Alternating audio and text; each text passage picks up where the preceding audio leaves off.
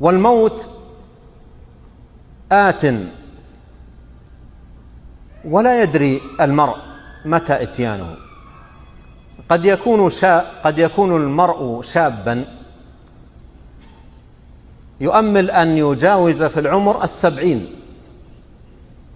ولا يدري أن موته في الغد أو في اليوم نفسه، وما تدري نفس ماذا تكسب غدا، وما تدري نفس بأي أرض تموت. فلا يغتر شاب بشبابه، ولا صحيح بصحته، ولا قوي بقوته، بل ينبغي أن يذكر نفسه بالموت وما بعده ليعد لما بعد الموت العدة.